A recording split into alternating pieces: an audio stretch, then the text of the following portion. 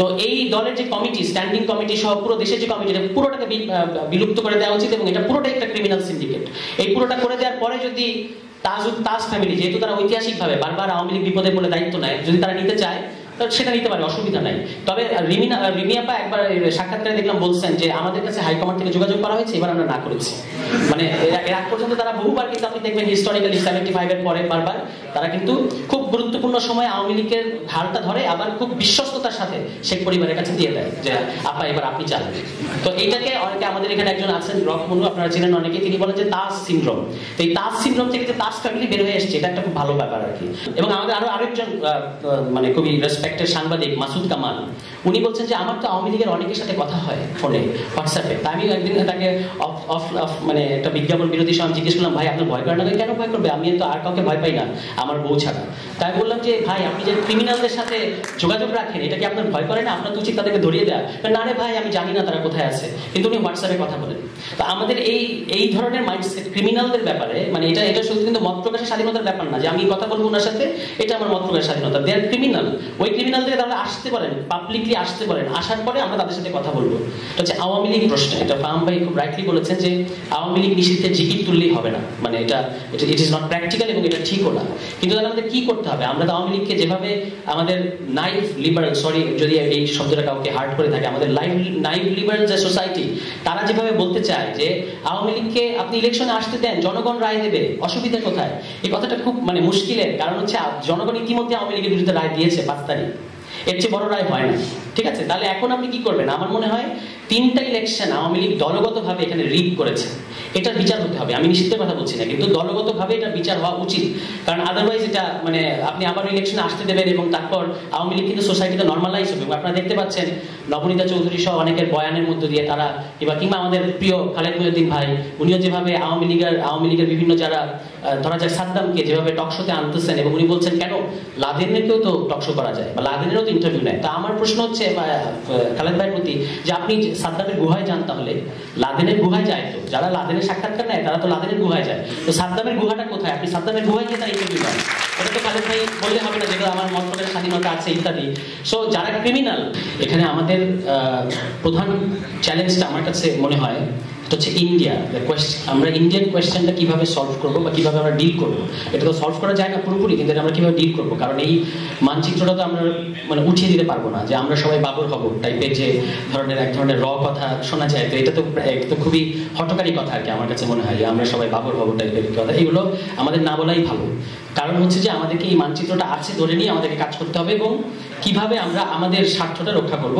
এবং ইন্ডিয়ান যে propaganda world wide এখন চলছে, মানে এটা ম্যাসিভ এবং একটা সিজোফ্রেনিক প্রচারণা, এটাতে আমরা কিভাবে, আমাদের ভয়েসটা কিন্তু আসলে নাই। মানে এই প্রচারণাগুলো এমন যে ধরা যাক তাদের সবচেয়ে সেইন লোকটা বিজয় প্রসাদের মতো, যারা খুব রেডিকাল এবং অ্যান্টি বিজেপি, অ্যান্টি হিন্দুত্বা এবং প্যালেস্টাইনে তারা হামাসের সমর্থক, তারা পর্যন্ত 5 আগস্টের পরে কিন্তু বাংলাদেশকে নিয়ে যে ধরনের লেখা লিখেছেন যে Bangladesh is going to B another Egypt, এটা তাদের অবস্থান। এবং সেই লেখাটা আমরা পড়েছি, আমরা আমাদের জায়গা থেকে আমাদের মন্তব্য কাউন্টার করার চেষ্টা করেছি, কিন্তু দ্যাট ওয়াজ নট ইনাফ। ওই ধরনের লেখার মধ্যে একটা প্রধান টোন ছিল যে বাংলাদেশের জনপরিষদ 2 ভাগে বিভক্ত, একটা হচ্ছে সেকুলার আওয়ামী লীগ আর বাকি সব ইসলামিস্ট, আমরা সবাই ইসলামিস্ট, এটা ইভেন বিজয় প্রসাদ পর্যন্ত বলছেন।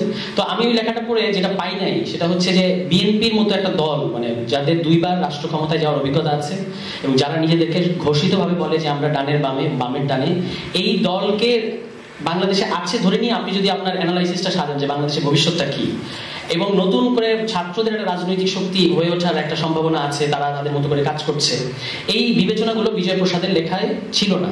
তো আমি একটা উদাহরণ দিলাম যে কিভাবে ইন্ডিয়ান একদম সবচেয়ে ডিসিডেন্ট লোকও, যারা প্রতিদিন মার্কিন সাম্রাজ্যবাদকে নিপাত যাচ্ছে তাদের বক্তব্যে বা স্লোগানে আমেরিকায়, কিন্তু এখানে বাংলাদেশ প্রশ্নে তারা আমরা যেটা ইন্ডিয়ান ইম্পিরিয়ালিজম কিংবা ইন্ডিয়ান এক্সপ্যানশনিজমের মধ্যে আছি বা ছিলাম, এবং এটার বিরুদ্ধেও যে একটা গণরায় প্রতিষ্ঠিত হয়েছে 5 তারিখ, এটা তারা বুঝতে পারছেন না। ফলে তাদের ডিসকোর্সটা, এই বিজয় প্রসাদের ডিসকোর্সটা অফিসিয়াল ডিসকোর্স হয়ে যায় বাংলাদেশ প্রশ্নে। এটা আমাদের জন্য একটা খুব মানে অ্যালার্মিং, কারণ সম্ভাব্য যাদের সাথে আমাদের কথা হতে পারতো ইন্ডিয়ান, তাদের হচ্ছে এই পজিশন। তো তাদেরকে আমরা কিভাবে ডিল করবো? আর প্রতিদিন তো আমরা ইন্ডিয়ান মিডিয়াগুলোর যে অসম্ভব প্রচারণা, এগুলো দেখতে পাচ্ছি। তো এইখানে আমাদের ভাবার আছে যে বিশেষত এখানে আমাদের যারা ইংরেজিতে লেখেন, ইংরেজিতে কথা বলেন, তাদের হিউজ রোল প্লে করা আছে, কিন্তু সেটা 5 তারিখের পর থেকে গত 5 মাসে খুবই নগণ্য। মানে এটা খুবই নগণ্য। এটা আমরা একটা স্টেট 50 ইয়ার্স, আমাদের মোর দেন 50 ইয়ার্স আমাদের টিকে থাকার বয়স, এবং আমাদের প্রচুর মানুষ আছেন পৃথিবীর বিভিন্ন জায়গায়, কিন্তু যতটুকু জবাব আমাদের দিক থেকে দেওয়া দরকার ছিল, আমাদের কজটা তুলে ধরা দরকার ছিল, সেটা আমরা পারিনি। এটা আমাদেরকে ইয়ে করতে হবে। এবং এখানে এই গভর্নমেন্টেরও প্রচুর মানে ব্যর্থতা আছে। তার তো মানে ব্যর্থতার ফিরিস্তির তো শেষ নাই, কিন্তু আমরা যেহেতু এই সরকারকে মানে আপাতত একটু সময় দিতে চাই, তো সেই কারণে হয়তো আমরা খুব বেশি হার্শ হচ্ছি না তাদের ব্যাপারে, কিন্তু তাদেরও প্রচুর ব্যর্থতা এখানে আছে।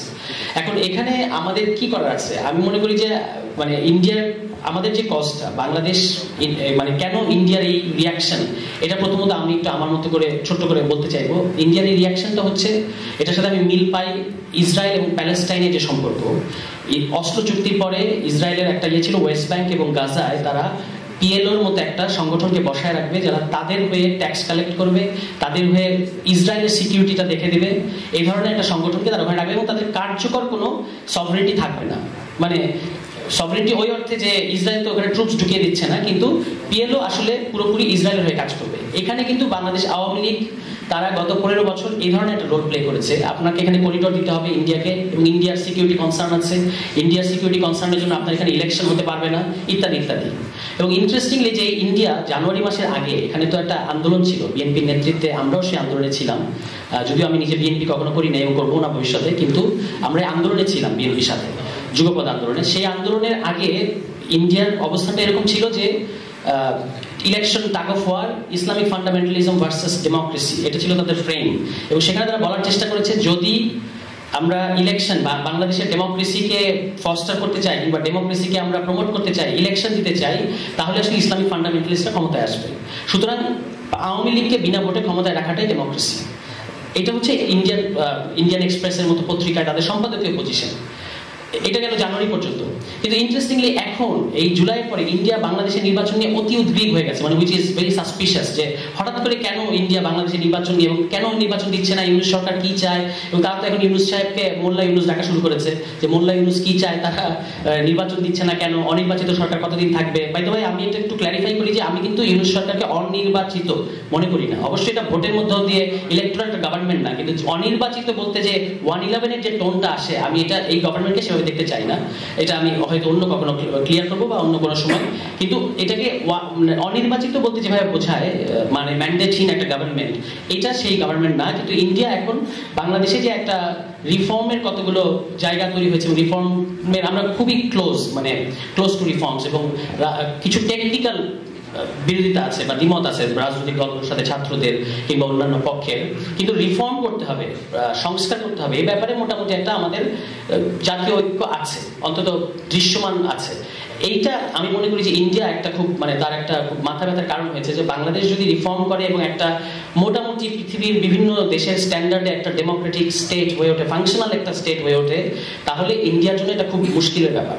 এই জন্য ইন্ডিয়া বাংলাদেশে এখন বলছে যে ইলেকশন দিয়ে দেন, অর্থাৎ ইলেকশনের পরে এর মধ্যে দিয়ে একটা সরকার আসুক, এবং সেই সরকার আবারও এখানে যে সমস্ত স্ট্রাকচারাল প্রবলেম আছে তার মধ্যে খাবি খাবে।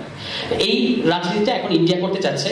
এবং আরো ইন্টারেস্টিং, এখানে আপনাদের সামনে আমি একটু অভয় নিয়ে বলতে চাচ্ছি যে ইন্ডিয়া এখন অনেক বেশি বিএনপি প্রেমীও হয়ে গেছে, যেটাও আমার কাছে একটু ভয় লাগে আর কি। যে ইন্ডিয়া হঠাৎ করে, যে ইন্ডিয়া বিএনপিকে এই জানুয়ারি আগ পর্যন্ত মৌলবাদী বানিয়ে দেয়, জঙ্গিবাদী বানিয়ে দিচ্ছে, এরকম একটা অবস্থা, বিএনপি/জামাত ছাড়া কথা বলতো না। সেই আমি গতকালকে দ্য হিন্দু পত্রিকায় একটা পড়লাম, যে Khaleda Zia the return of the Begum, সেখানে উনি যেভাবে ওই লেখক এবং ওনার অন্যান্য আর কোনো লেখা আমি পেলাম, এই ধরনের অনেক গায়কের লেখা কিন্তু ইন্ডিয়ান বিভিন্ন পত্রপত্রিকায় প্রায়ই লেখা হয়, যখন এজেন্সি লিখতে চায় তখন এরকম অনেককে দিয়ে লেখা হয় আর কি। তো সেখানে জিয়াউর রহমানকে যেভাবে তারা গ্লোরিফাই করেছে, এবং কথাগুলো সত্যি কথা, জিয়াউর রহমানের ব্যাপারে যে সমস্ত বিশেষণ তারা ব্যবহার করেছে এগুলো সত্যি কথা, কিন্তু আমার কাছে খটকা লেগেছে যে ওয়াই নাও, এর আগে তারা কেন এটা করেনি। তো এটা আমি যারা বিএনপির রাজনীতি করেন, এবং আমরা তো বিভিন্ন জায়গায় কথা বলি, তাদের সাথে দেখা হয়, কথা হয়, যারা বিএনপিকে সমর্থন করতে চান, আমরাও কিন্তু সমর্থন করতে চাই, এটা ভুল বোঝার কোনো দরকার নাই। তো তাদেরকে একটু ভাবতে হবে যে ইন্ডিয়া এখন কেন বিএনপির কাছে কি চায়, এবং বিএনপিটাকে কিভাবে ডিল করবে। বিএনপি প্রসঙ্গটা এই কারণে আসছে যে বিএনপি বাংলাদেশের সবচেয়ে বড় দল। তো এইটা হচ্ছে ইন্ডিয়ার প্রশ্নটা। আমার কাছে মনে হয় যে জিও স্ট্র্যাটেজিক্যালি আমাদের কাছে এখন, আমাদের জন্য এখন এখন সবচেয়ে ইম্পর্টেন্ট প্রশ্ন হচ্ছে ইন্ডিয়া। লাস্ট কথা হচ্ছে আওয়ামী লীগ প্রশ্নে আরেকটা জিনিস আমি একটা খুব অদ্ভুত ব্যাপার, আমরা কি করবো, আমি যদিও বললাম যে নিষিদ্ধ করা উচিত না, কিন্তু এই পুরো দল কিন্তু একটা প্যারানয়েড দলে পরিণত হয়েছে এবং তাদের সমর্থক সহকারে। একটা লোক, আপনারা যদি কেউ পেয়ে থাকেন 5 তারিখের পরে একটু হাত তুলবে যে একটা কোনো আওয়ামী লীগ সমর্থক, দল করে বাদ দিলাম, আওয়ামী লীগ সমর্থক আপনারা পেয়েছেন যারা বলেছে যে আওয়ামী লীগ সিরিয়াস ভুল করেছেন, তাদের শাস্তি হওয়া উচিত? যদি কেউ এরকম পেয়ে থাকেন আপনারা একটু হাত তুলেন। আমি পাইনি আসলে। আচ্ছা, আপা পেয়েছেন, ঠিক আছে। Rare exception. পাবলিকলি করে না নিশ্চয়ই, তারা প্রাইভেটলি করে না। এক্স্যাক্টলি, পাবলিকলি আমি একটা লোককে দেখি না যারা বলেছে যে something is very wrong with Awami League. তো এই দল তো তাদের তো একটা আপনার ডিনাজিফিকেশনের মতো, মানে ডিআওয়ামাইজেশন করতে হবে। করার মধ্য দিয়ে আমাদেরকে এই সমাজে তাদের যে একটা সমর্থক গোষ্ঠী আছে তারা এই সমাজে থাকবে, নো প্রবলেম। কিন্তু এগুলো করার আগে যারা বলে যে ইলেকশনে আসতে দেন না, ইলেকশন তো জনগণ তো তাদের বিরুদ্ধেই ভোট দেবে, এই কথাগুলো আমার কাছে মনে হয় যে একটু আমাদের একটু ভাবা উচিত যে আগামী সামনে নির্বাচনটা আমরা আওয়ামী লীগকে কমপ্লিট করতে দেবো কিনা। সম্ভবত ফাহাম ভাই একবার বলছিলেন যে আমার খেয়াল নাই, ভুল হতে পারে, যে আগামী 2টা নির্বাচন অন্তত আওয়ামী লীগকে করতে দেওয়া উচিত না। আমি 3টা, ওকে, এরকম 2টা থেকে 3টা ইলেকশন আওয়ামী লীগকে করতে দেওয়া উচিত না। এটা কিন্তু নিষিদ্ধ করার যে পজিশন তার চেয়ে একটু ডিফারেন্ট, এবং আমি এর সাথে একমত। আওয়ামী লীগকে মানে তার এই যে বিচার, এবং এই যে পুরো আওয়ামী লীগের এখনো তাদের সভানেত্রী হচ্ছে শেখ হাসিনা। তো এই দলের যে কমিটি, স্ট্যান্ডিং কমিটি সহ পুরো দেশের যে কমিটি, পুরোটাকে বিলুপ্ত করে দেওয়া উচিত, এবং এটা পুরোটাই একটা ক্রিমিনাল সিন্ডিকেট। এই পুরোটা করে দেওয়ার পরে যদি তাজ ফ্যামিলি, যেহেতু তারা ঐতিহাসিকভাবে বারবার আওয়ামী লীগ বিপদে পড়লে দায়িত্ব নেয়, যদি তারা নিতে চায় সেটা নিতে পারে, অসুবিধা নাই। তবে রিমিয়াপা একবার সাক্ষাৎকারে দেখলাম বলছেন যে আমাদের কাছে হাইকমান্ড থেকে যোগাযোগ করা হয়েছে, এবার আমরা না করেছি। মানে এর আগ পর্যন্ত তারা বহুবার, কিন্তু আপনি দেখবেন হিস্টোরিক্যালি 75 এর পরে বারবার তারা কিন্তু খুব গুরুত্বপূর্ণ সময় আওয়ামী লীগের হালটা ধরে, আবার খুব বিশ্বস্ততার সাথে শেখ পরিবারের কাছে দিয়ে দেয় যে আপা এবার আপনি চালান। তো এইটাকে অনেকে, আমাদের এখানে একজন আছেন রকমনু, আপনারা চিনেন অনেকে, তিনি বলেন যে তাজ সিনড্রোম। তো এই তাজ সিনড্রোম থেকে যে তাজ ফ্যামিলি বের হয়ে এসছে, এটা একটা খুব ভালো ব্যাপার আর কি। তো এই ব্যাপারগুলো আছে। আমার কাছে মনে হয় যে আমাদের জন্য এই সময়টাতে ইন্ডিয়ান কোয়েশ্চেনটা হচ্ছে সবচেয়ে বড় প্রশ্ন, এবং সেটা আমাদেরকে শুধু হুজুগে না, শুধু ফেসবুকে না, শুধু আমরা সবাই বাবুর বাবু টাইপের না, আমাদেরকে সিরিয়াসলি একটা স্টেটের জায়গা থেকে ভাবতে হবে যে কিভাবে আমরা এটাকে ডিল করব, এবং সেখানে আমাদের অনেক প্রজ্ঞার পরিচয় দিতে হবে। আমাদের এটা বেটার যে এখন আমরা আমাদের নিজস্ব পররাষ্ট্রনীতি, আমাদের নিজস্ব স্বার্থ, এগুলোর মানে সাপেক্ষে আমরা ইন্ডিয়ার প্রশ্নটাকে ভাবতে পারছি। আমাদের সরকারে যারা আছে তারা অনেক দুর্বল হলেও অন্তত বলতে পারছেন যে আমাদেরকে যদি আপনি উস্কানি দেন বর্ডারে, তাহলে আমরা কিন্তু ছেড়ে কথা বলবো না। That's a good sign. তো এইগুলো নিয়ে আমাদেরকে ভাবতে হবে। আমাদের যারা নিরাপত্তা বিশ্লেষক আছেন, আরো যারা আছেন, তারা আমাদের জন্য একটা ভালো ইয়ে দেবেন, যে মানে ফর্মুলা দেবেন যে কিভাবে আমরা ডিল করবো। আরো একটা বিপদ আমাদের এখানে বার্মায় তৈরি হয়ে আছে, যে এখানে ওই আরাকানে যে রিসেন্ট যে ডেভেলপমেন্টস, এগুলো আমাদের জন্য একটা বিপদের কারণ হতে পারে, বা আমাদের এখান থেকে কি আউটকাম বা কি সুযোগ নেওয়ার আছে সেটা আমাদেরকে দেখতে হবে আর কি। এইগুলো আমাদেরকে এখন মাথায় রাখতে হবে, এবং 5 তারিখের পরে সেটার সুযোগ তৈরি হয়েছে। এটা হলো 5 তারিখের একটা উপহার বাংলাদেশের প্রতি, মানে এই অগাস্টের পরে এই সম্ভাবনাগুলো এখন বাস্তবে পরিণত হওয়ার খুব কাছাকাছি আমরা। তো এই পর্বে আমি এইটুকুই বললাম। থ্যাংক ইউ সবাইকে।